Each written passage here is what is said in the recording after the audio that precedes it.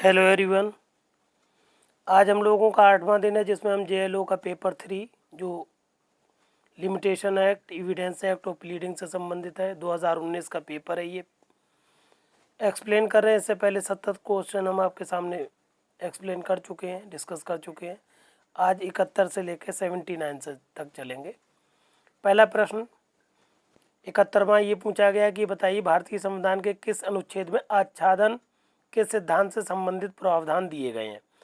तो आच्छादन का सिद्धांत अनुच्छेद 13 में है, पहली बात। मगर यहाँ पर ध्यान से देखिए, ऑप्शन 1 में भी अनुच्छेद 13 है, अनुच्छेद 13 ऑप्शन 4 में भी है, मगर 13 का मतलब है 13(1), तो 13(1) जो है वो आच्छादन का सिद्धांत से संबंधित है, इसलिए 71वें प्रश्न का ऑप्शन नंबर 1 सही है।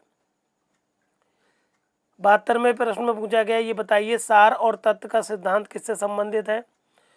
तो तथ्य और सार का सिद्धांत का मतलब होता है कि एक ही क्षेत्र में स्पर्धा के विषयों से संबंधित विधेयकों की समस्याओं को हल करने हेतु विधियों की व्याख्या। ये एग्जैक्टली पहला ऑप्शन ही सही है 72वें प्रश्न का, कि तथ्य और सार का मतलब ही यही है, सिद्धांत का मतलब ही यही है कि एक ही क्षेत्र में एक से अधिक विषय हों और उन पर विधेयकों पर वो समस्याएं हों, उन समस्याओं की व्याख्या करने का भार जो है सार और तथ्य का सिद्धांत से संबंधित है। कहने का मतलब है 71वें प्रश्न का भी ऑप्शन 1 सही था और 72वें का भी ऑप्शन 1 सही है। 73वें प्रश्न में पूछा गया है कि ये बताइए निम्नलिखित में से कौन सा सांविधिक निर्वचन में आंतरिक सहायक नहीं है। तो आंतरिक सहायक कौन नहीं है, तो प्रसिद्ध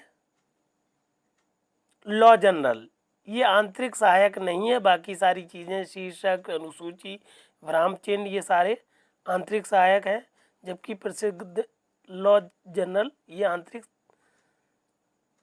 निर्वचन में आंतरिक सहायक नहीं है, इसलिए 73वें प्रश्न का ऑप्शन नंबर 3 सही है। 74वें प्रश्न में पूछा गया कि ये बताइए हितकारी व्याख्या से आप क्या समझते हैं। तो हितकारी व्याख्या का मतलब होता है ऑप्शन नंबर 4, ध्यान से सुन देख लीजिए, इसका ऑप्शन नंबर 4 सही है 74वें प्रश्न का। 73वें का तीसरा सही था, 74वें का चौथा सही है। कि हितकारी, पहली बात तो समझ लीजिए हितकारी व्याख्या का मतलब क्या है। तो हितकारी व्याख्या एग्जैक्टली ऐसी व्याख्या होती है जिसमें अगर किसी भाषा उद्देश्य को प्राप्त करने में असफल रहती है तो आशय को प्राप्त करने के लिए विस्तारित अर्थ दिया जाना चाहिए या दिया जा सकता है यदि भाषा में ऐसी संभावना है। कहने का मतलब है हितकारी व्याख्या का मतलब होता है कि अगर कोई भाषा है जिसका वो अपना उद्देश्य को प्राप्त करने में असफल रह रही है और ऐसा लग रहा है मामले से कि ऐसी भाषा को विस्तारित किया जाना चाहिए, तो ऐसी भाषा को विस्तृत अर्थ दिया जाना चाहिए, ये कहलाती है हितकारी व्याख्या। कहने का मतलब है अगर किसी व्याख्या से हित हो रहा है तो उसको विस्तार पूर्वक समझना चाहिए और उसको मौका दिया जाना चाहिए। 74वें प्रश्न का ऑप्शन नंबर 4 सही है। 75वें प्रश्न में बहुत इंपॉर्टेंट प्रश्न है 75वां, पूछा गया है कि निम्नलिखित उच्चतम न्यायालय ने कौन से मामले में इस सिद्धांत प्रतिपादित किया है कि संसद को संविधान में संशोधन करने की सार्वभौमिक शक्ति प्राप्त है परंतु इसको संविधान के मूल ढांचे को नष्ट करने की शक्ति नहीं है। तो बहुत ही महत्वपूर्ण एक मामला था केशवानंद भारती बनाम केरल राज्य AIR 1973।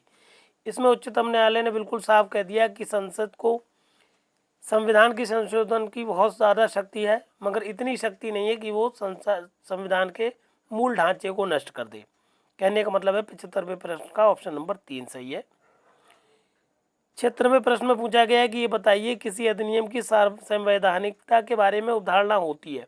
तो संवैधानिकता का सीधा सा मतलब है कि ऐसा संविधान, ये बात या ऐसा कोई अधिनियम संवैधानिक है, यही उदाहरणा का मतलब होता है। तो 76वें प्रश्न का ऑप्शन नंबर 1 सही है। 77वें प्रश्न में पूछा गया है कि ये बताइए एक वाद के विनिश्चय आधार से आप क्या समझते हैं। कहने का मतलब है किसी वाद का विनिश्चय किस आधार पर होता है।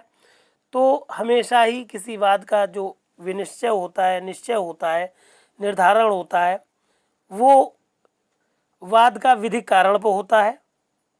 कहने का मतलब है 77वें प्रश्न का ऑप्शन नंबर 2 सही है, किसी बात को अगर विनिश्चित करना है तो आपको वाद का विधिक कारण ही उसका आधार होता है। 78वें प्रश्न में पूछा गया है कि वाद विधि क्या है। तो वाद विधि का मतलब होता है कि न्यायालय द्वारा निर्मित विधि। तो ऑप्शन नंबर 3 सही है 78वें प्रश्न का, कि न्यायालय द्वारा निर्मित विधि को वाद विधि कहा जाता है। 79 प्रश्न है जो कि आज का आखिरी प्रश्न है। इसमें पूछा गया है कि अवधारणा की आवश्यकता कब नहीं होती।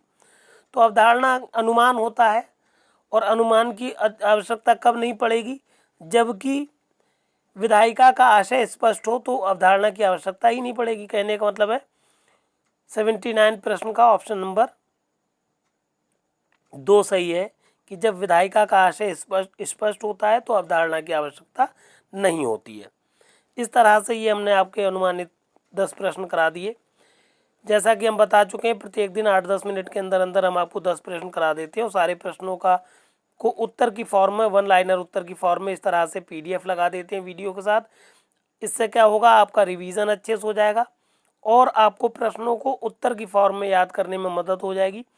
कुछ प्रश्न ऐसे होते हैं डायरेक्ट याद कर लें आप तो आपको एग्ज़ाम में फ़ायदा करते हैं और इस तरह से आपका रिवीजन भी होता चला जाएगा।